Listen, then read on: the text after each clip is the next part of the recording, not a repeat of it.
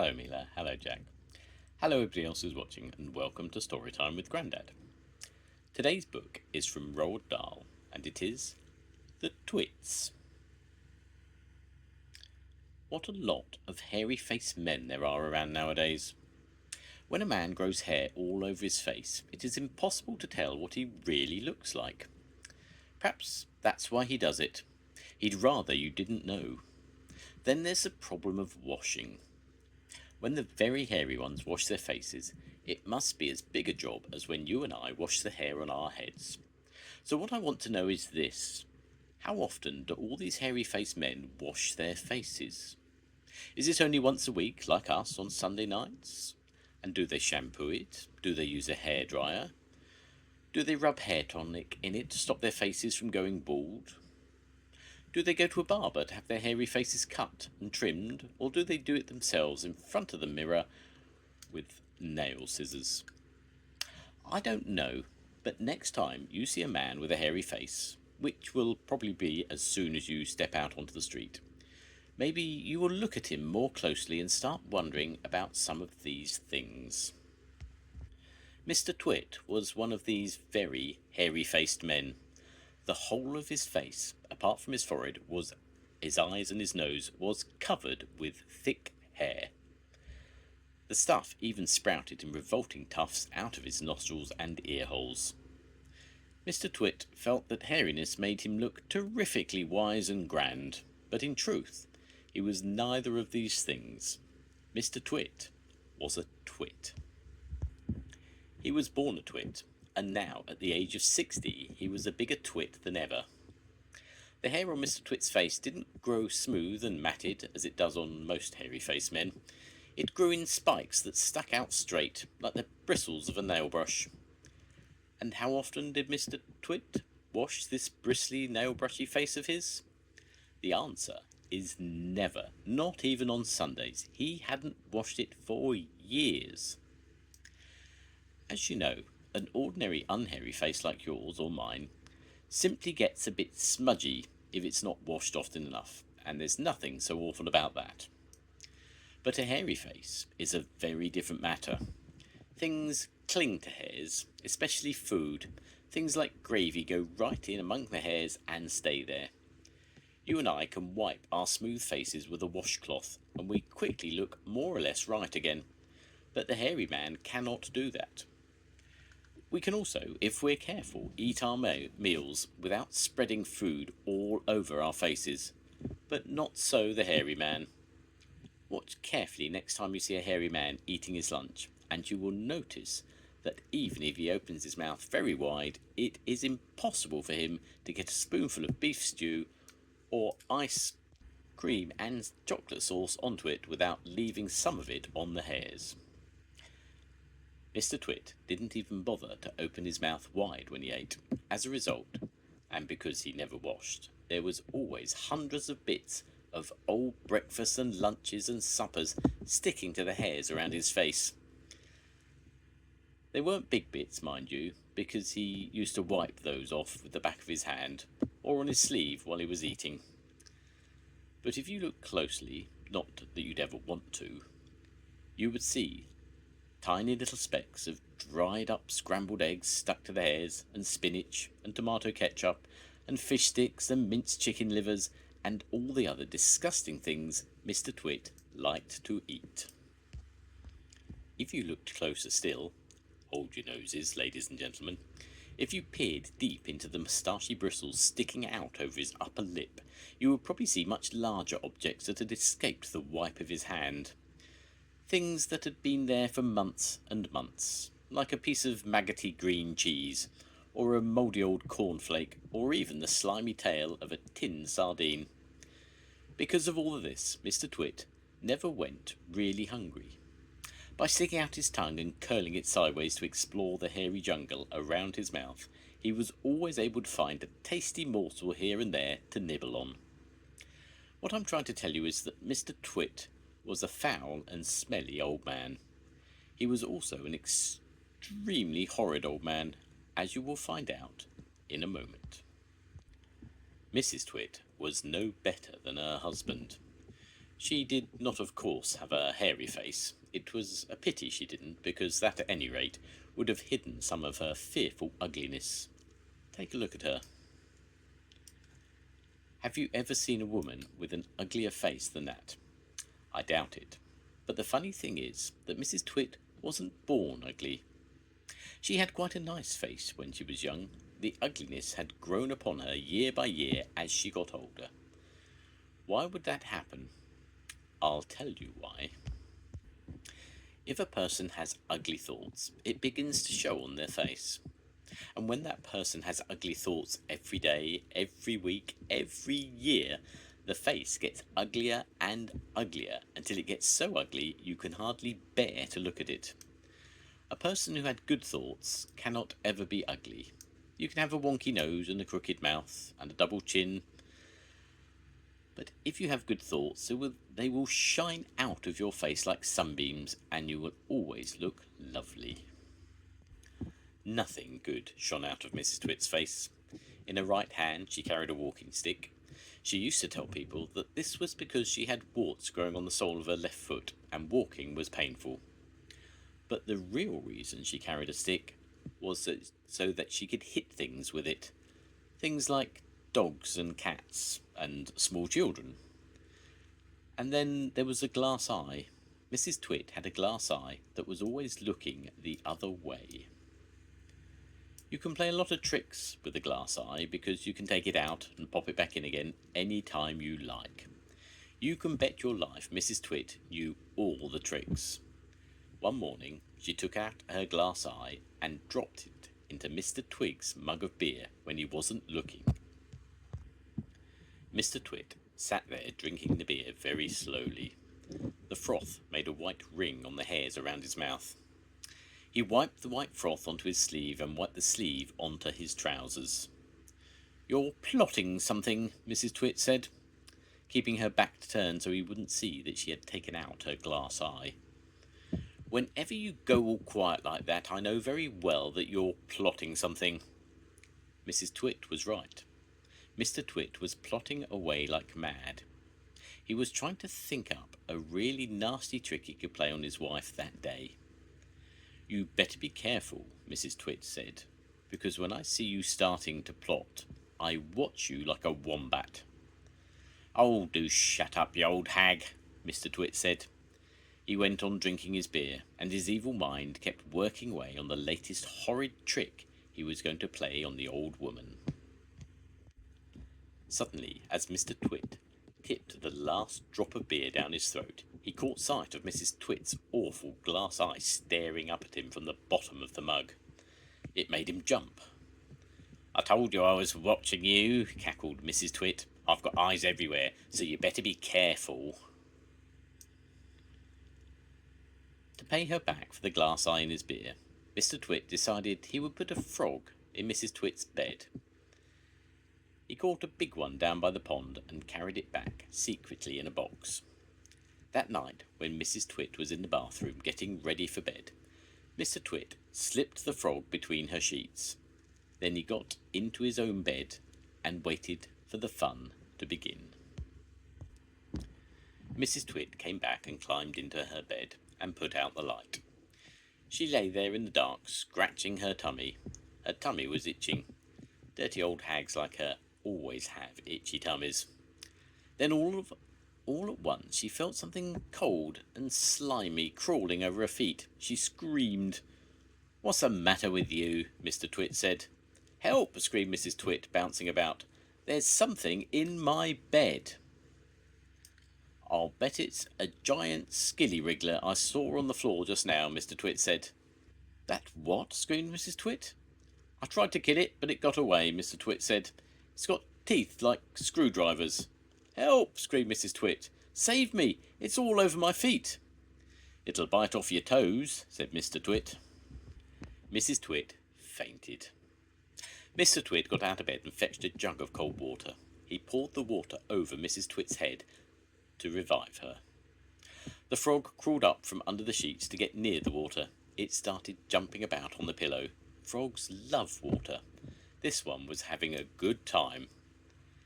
When Mrs. Twit came to, the frog had just jumped onto her face. This is not a nice thing to happen to anyone in bed at night. She screamed again. "By golly, it is a giant skillywiggler," Mr. Twit said. "It'll bite off your nose." Mrs. Twit leapt out of bed and flew downstairs and spent the night on the sofa. The frog went to sleep on her pillow. The next day, to pay Mr. Twit back for the frog trick, Mrs. Twit sneaked out into the garden and dug up some worms. She chose big long ones and put them in a tin and carried the tin back to the house under her apron.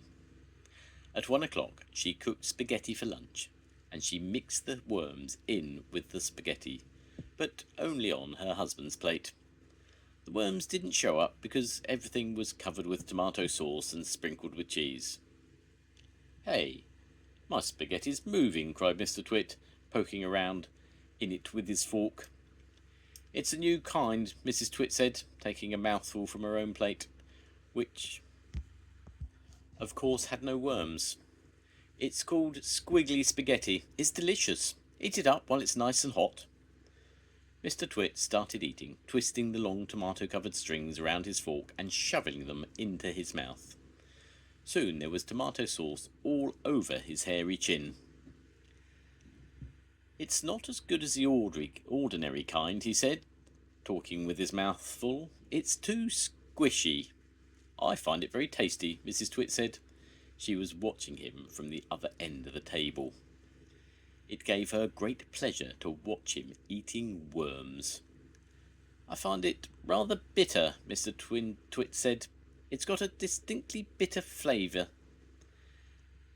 Buy the other kind next time."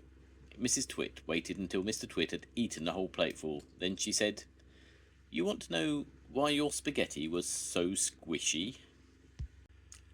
Mr. Twit wiped the tomato sauce from his beard with the corner of the tablecloth. "Why?" he said. "And why it had a nasty bitter taste?" "Why?" he said. "Because it was worms," cried Mrs. Twit, clapping her hands and stamping her feet on the floor and rocking with horrible laughter.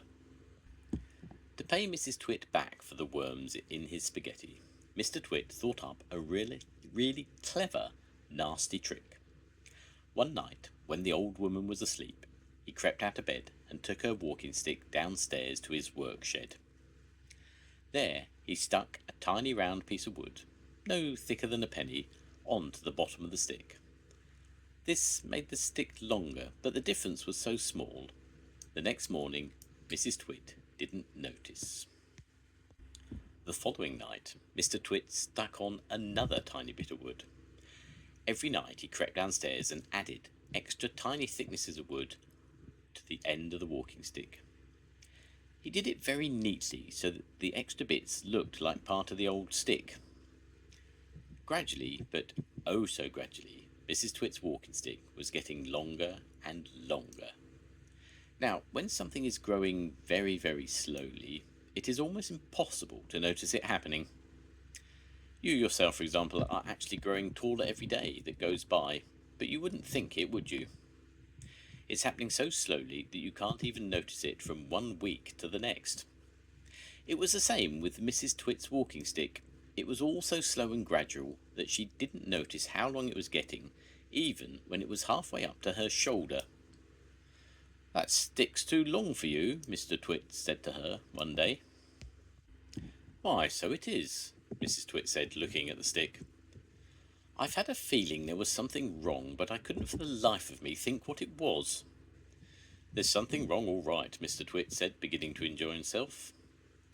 "What can have happened?" Mrs. Twit said, staring at her old walking stick. "It must suddenly have grown longer." "Don't be a fool," Mr. Twit said.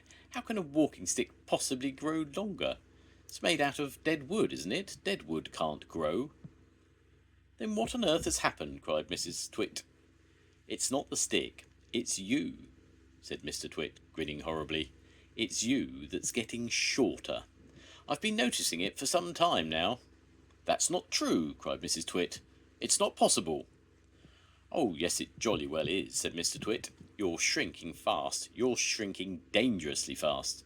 Why, you must have shrunk at least a foot in the last few days." "Never!" she cried. "Of course you have. Take a look at your stick, you old goat, and see how much you've shrunk in comparison. You've got the shrinks. That's what you've got. You've got the dreaded shrinks." Mrs. Twit began to feel so trembly that she had to sit down. As soon as Mrs. Twit sat down, Mr. Twit pointed at her and shouted, "There you are. You're sitting in your old chair and you've shrunk so much your feet aren't even touching the ground." Mrs. Twit looked down at her feet, and by golly, the man was right. Her feet were not touching the ground. Mr. Twit, you see, had been just as clever with the chair as he had been with the walking stick. Every night when he'd gone downstairs and stuck a little bit extra onto the stick, he had done the same to the four legs of Mrs. Twit's chair. "Just look at you sitting there in the same old chair," he cried, "and you've shrunk so much your feet are dangling in the air." Mrs. Twit went white with fear. "You've got the shrinks," cried Mr. Twit, pointing his finger at her like a pistol. "You've got them badly. You've got the most terrible case of shrinks I've ever seen." Mrs. Twit became so frightened she began to dribble. But Mr. Twit, still remembering the worms in his spaghetti, didn't feel sorry for her at all. "I suppose you know what happens to you when you get the shrinks," he said. "What?" gasped Mrs. Twit. "What happens?" "Your head shrinks into your neck, and your neck shrinks into your body, and your body shrinks into your legs, and your legs shrink into your feet, and in the end there's nothing left except a pair of old shoes and a bundle of old clothes." "I can't bear it," cried Mrs. Twit. "It's a terrible disease," said Mr. Twit, "the worst in the world." "How long have I got?" cried Mrs. Twit. "How long before I finish up as a bundle of old clothes and a pair of shoes?" Mr. Twit put on a very solemn face. "At the rate you're going," he said, shaking his head sadly, "I'd say not more than 10 or 11 days." "But isn't there anything we could do?" cried Mrs. Twit. "There's only one cure for the shrinks," said Mr. Twit. "Tell me," she cried. "Oh, tell me quickly." "We'll have to hurry," said Mr. Twit. "I'm ready. I'll hurry. I'll do anything you say," cried Mrs. Twit. "You won't last long if you don't," said Mr. Twit, giving her another grisly grin. "What is it I must do?" cried Mrs. Twit, clutching her cheeks. "You've got to be stretched," said Mr. Twit. Mr. Twit led Mrs. Twit outdoors, where he had everything ready for the great stretching. He had 100 balloons and lots of string. He had a gas cylinder for filling the balloons. He had fixed an iron ring into the ground. "Stand here," he said, pointing to the iron ring. He then tied Mrs. Twit's ankles to the iron ring. When that was done, he began filling the balloons with gas. Each balloon was on a long string, and when it was filled with gas, it pulled on its string, trying to go up and up. Mr. Twit tied the ends of the string to the top half of Mrs. Twit's body. Some he had tied around her neck, some under her arms, some to her wrists, and some even to her hair. Soon there were 50 coloured balloons floating in the air above Mrs. Twit's head. "Can you feel them stretching you?" asked Mr. Twit. I can," cried Mrs. Twit. "They're stretching me like mad." He put on another 10 balloons. The upward pull became very strong. Mrs. Twit was quite helpless now. With her feet tied to the ground and her arms pulled upward by the balloons, she was unable to move. She was a prisoner, and Mr. Twit had intended to go away and leave her like that for a couple of days and nights to teach her a lesson. In fact, he was just about to leave when Mrs. Twit opened her big mouth and said something silly. "Are you sure my feet are tied properly to the ground?" she gasped. "If those strings around my ankles break, it'll be goodbye for me." And that's what gave Mr. Twit his second nasty idea. "There's enough pull here to take me to the moon," Mrs. Twit cried out.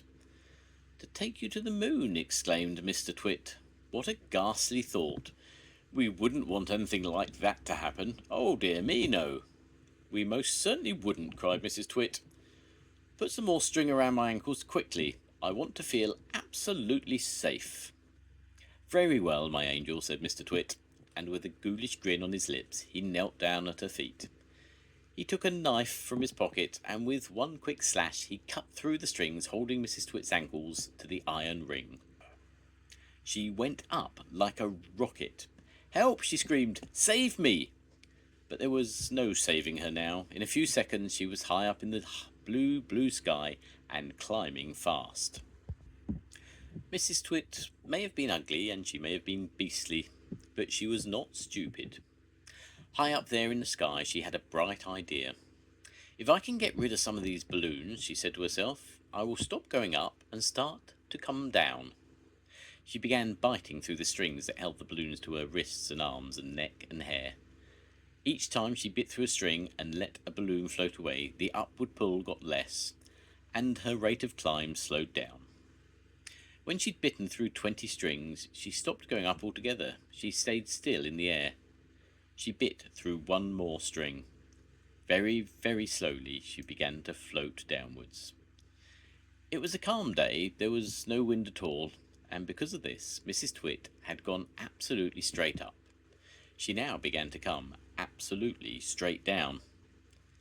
As she floated gently down, Mrs. Twit's petticoat billowed out like a parachute, showing her long knickers. It was a grand sight on a glorious day, and thousands of birds came flying in from miles around to stare at this extraordinary old woman in the sky. Mr. Twit, who thought he'd seen his ugly wife for the last time, was sitting in the garden celebrating with a mug of beer. Silently, Mrs. Twit came floating down. When she was about the height of the house above Mr. Twit, she suddenly called out at the top of her voice, "Here I come, you grisly old grunion, you rotten old turnip, you filthy old frumpet." Mr. Twit jumped as though he'd been stung by a giant wasp. He dropped his beer, he looked up, he gaped, he gasped, he gurgled. A few choking sounds came out of his mouth. "Ah," he said. "Ah, ouch."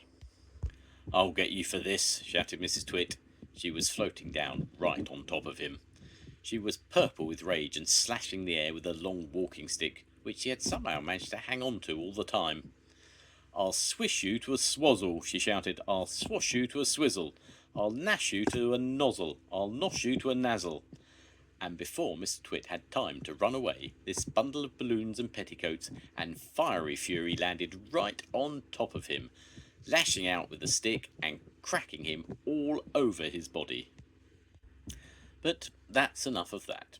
We can't go on forever watching these two disgusting people doing disgusting things to each other. We must get ahead with the story. Here is a picture of Mr. and Mrs. Twit's house and garden. Some house. Looks like a prison, and not a window anywhere. "Who wants windows?" Mr. Twit had said when they were building it. "Who wants every Tom, Dick and Harry peeping in to see what you're doing?" It didn't occur to Mr. Twit that windows were meant mainly for looking out of, not looking into. And what do you think of that ghastly garden? Mrs. Twit was the gardener. She was very good at growing thistles and stinging nettles. "I always grow plenty of spiky thistles and plenty of stinging nettles," she used to say. "They keep out nasty, nosy little children." Near the house you can see Mr. Twit's work shed. To one side there is the big dead tree. It never has any leaves on it because it's dead. And not far from the tree you can see the monkey cage. There are 4 monkeys in it. They belong to Mr. Twit. You will hear about them later. Once a week on Wednesdays, the Twits had bird pie for supper. Mr. Twit caught the birds and Mrs. Twit cooked them.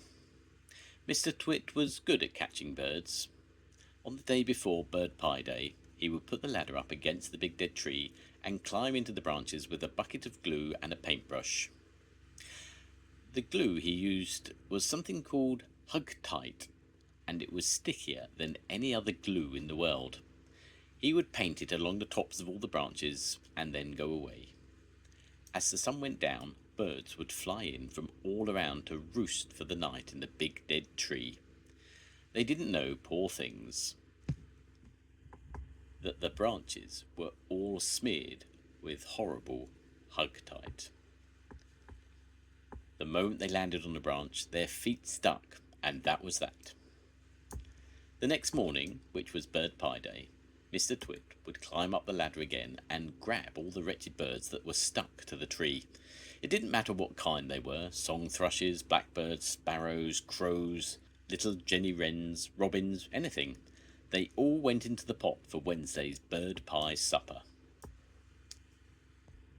On one Tuesday evening, after Mr. Twit had been up the ladder and smeared the tree with Hugtite, 4 little boys crept into the garden to look at the monkeys.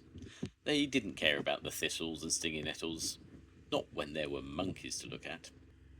After a while they got tired of looking at the monkeys, so they explored further into the garden and found the ladder leaning against the big dead tree. They decided to climb it just for fun. There was nothing wrong with that. The next morning, when Mr. Twit went out to collect the birds, he found 4 miserable little boys sitting in the tree, stuck as tight as could be by the seat of their pants to the branches. There were no birds because the presence of the boys had scared them away. Mr. Twit was furious. "As there are no birds for my pie tonight," he shouted, "then I'll have to have boys instead." He started to climb the ladder. "Boy pie might be better than bird pie," he went on, grinning horribly. "More meat, and not so many tiny little bones." The boys were terrified. "He's going to boil us," cried one of them. "He'll stew us alive," wailed the second one. "He'll cook us with carrots," cried the third. But the 4th little boy, who had more sense than the others, whispered, "Listen, I've just had an idea. We are only stuck by the seat of our pants. So quick, unbutton your pants, slip out of them, and fall to the ground." Mr. Twit had reached the top of the ladder and was just about to make a grab for the nearest boy when they all suddenly tumbled out of the tree and ran home with their naked bottoms winking in the sun. The end. Goodbye, Mila. Goodbye, Jack. I'll see you soon. Goodbye, everybody. Bye.